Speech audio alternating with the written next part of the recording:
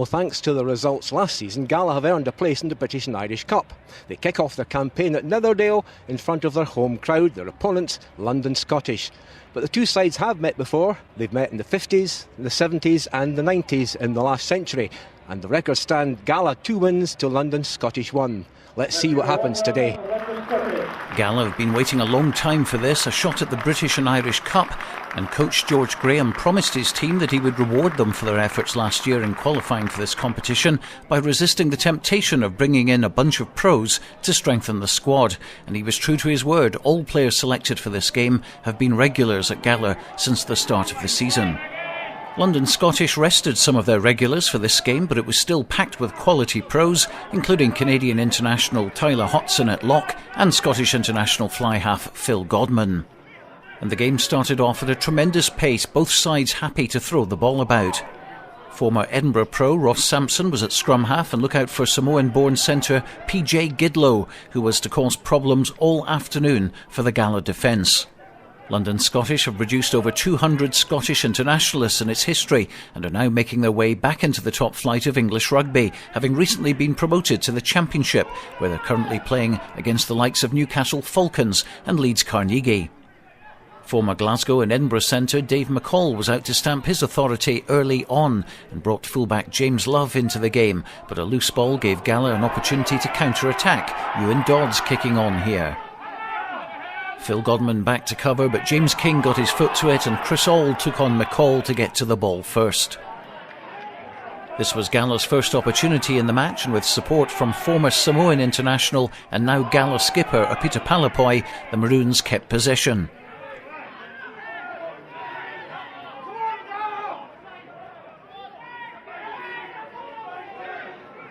Clean ball this time from George Graham to Lee Miller and out to Gary Graham, who took the ball into contact.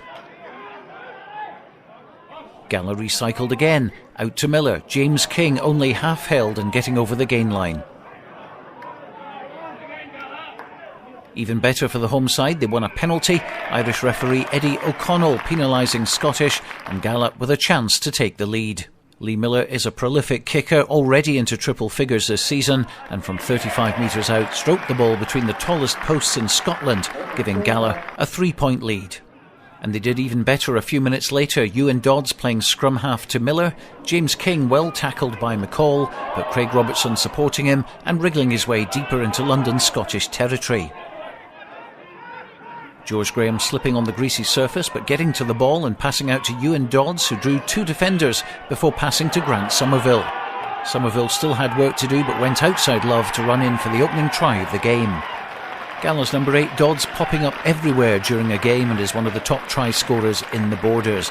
He did well to get the ball out to former Curry and Watsonians winger Somerville, and he went over for his first try of the season. Miller added the extras with a fine conversion, and with just 9 minutes on the clock, it was the perfect start for Gala. The confidence was building, and Dodds winning clean ball from this line out. Along the back line again, Auld looking for support, and off his wing came Craig Robertson, always looking for work. Lee Miller over the gain line and more positive moves forward, with Palapoi getting closer to the Scottish 22. Back left again, Graham to Miller, missing out King to Ewan Dodds, and another phase of play by the Maroons. London Scottish defending well though, keeping Gala out of their 22 and winning a penalty to relieve the pressure. Scottish lost their own line out and the ball went back to Craig Robertson. Big kick from him, sending it into the opponent's half, and London Scottish happy to run the ball from anywhere. Fullback Love giving McCall a chance to run out of defence, but well tackled by Chris Auld.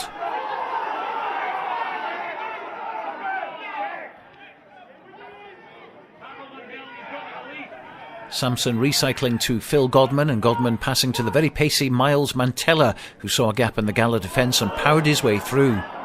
Gary Graham getting back to defend, but Scottish gaining ground. Sampson switched to Godman on the right, but his pass to Sam Toomey went into touch. On 80 minutes, Love gave Scottish their first points of the match with a penalty, but a couple of minutes later, Andy McLean started another Gala move. The remarkable Dodds always in support, and Robertson hacking the ball on for George Graham to chase. Although Love was back to cover, Graham put pressure on him and his clearance kick only just went into touch, although Gala didn't capitalise from the resulting throw-in.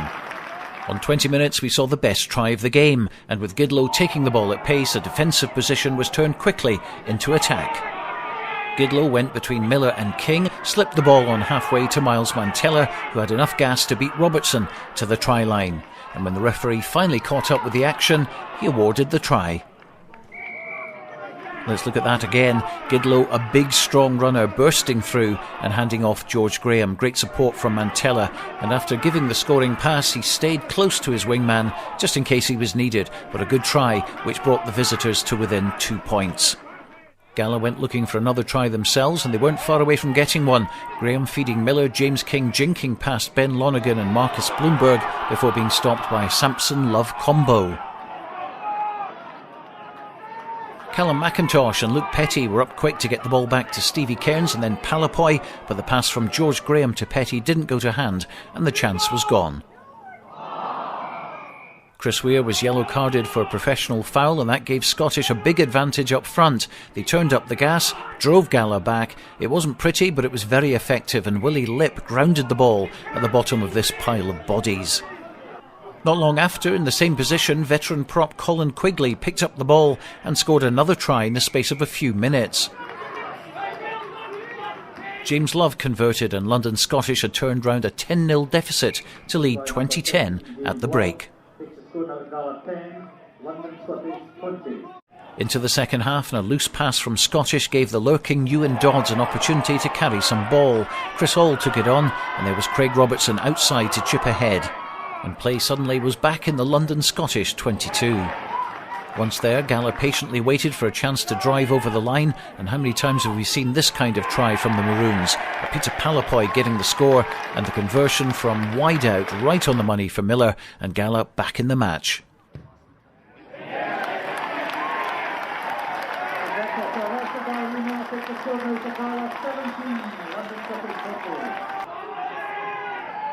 The Border side soon found themselves back in a good attacking position. Replacement hooker Russell Anderson taking the ball into contact. Graham to Petty, Steve Cairns in support, and Palapoy looking for his second try. But look out for number 11 Craig Robertson ripping the ball clear and going over for the try which put Gala back in front.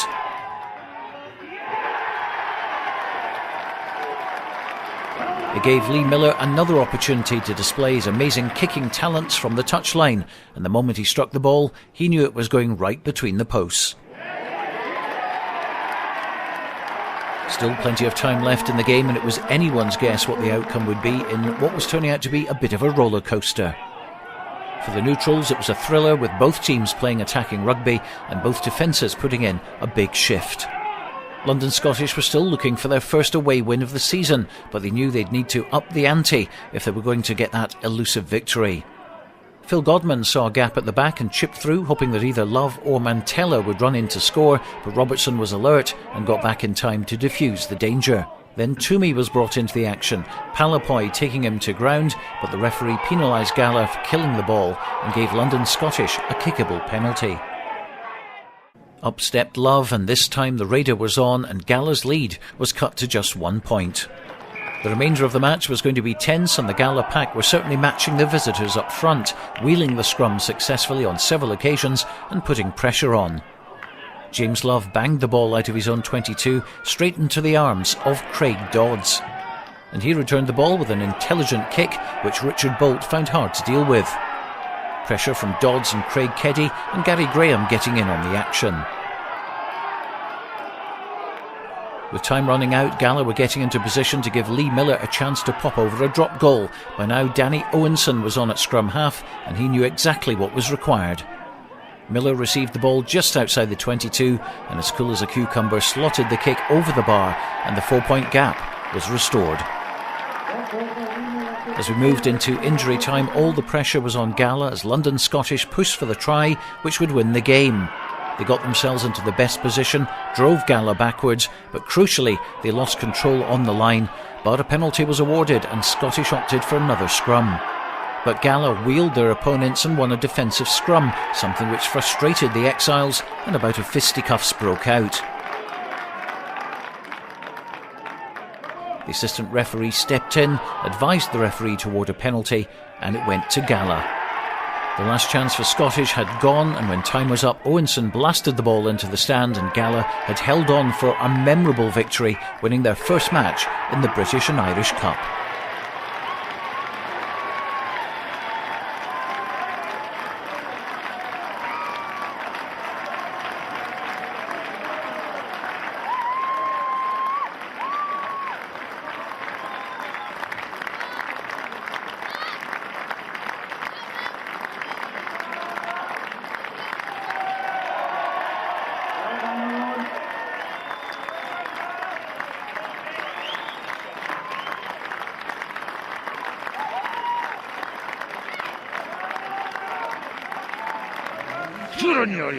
Dancer. Many congratulations, George. You're a happy man today, I can see. That was a great work. That was absolutely fantastic. I mean, that's up there with winning the final last year. I thought the character and the determination and just the dogginess that the boys showed this afternoon was absolutely fantastic. I put it to them last Tuesday that we need to, when you come off this field, I wanted you to ask yourself, where do you stand in the grand scheme of things? I think they've answered me emphatically. I think we lived with them, and at times more than lived with them. Great bunch of boys. Fair play to Gala. They stuck in. End of the first half, we finished strongly, and then second half got a try just allowed just up there. That was a game-changing moment. But fair play to Gala. They stuck in, and it was an enjoyable game. Enjoyed being back here, and it was good. The crowd were vocal as well. So it was an enjoyable game. Just a pity we didn't get the right result in the end. 1-22 played out their skins today, and I think nobody put a foot wrong. First half we started well, got a bit shaky, and then just came back and just went for there and just grew and managed to grind out a good win in the end. So. We had our opportunities, but it was always the same. I said this morning in the team meeting, if you let a border team even have a sniff, they're going to be in it the whole game. They're going to be fired up and stuff. Like the Scottish teams and stuff take this really serious and stuff, and we've let ourselves down, to be fair. We came up here to do a job and we've not done that.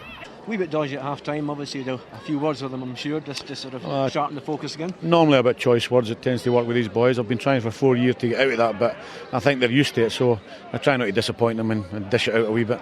But it's great. We just ironed out a few things we were doing. We were putting far too many people in the breakdown, which was exposing us out a wee bit wide, so I just discussed that with them and told them to just not, in their ball, have a go at the breakdown. But if it wasn't on, then just fan out and defend. And it worked a wee bit in the second half, and really, really pleased with the result.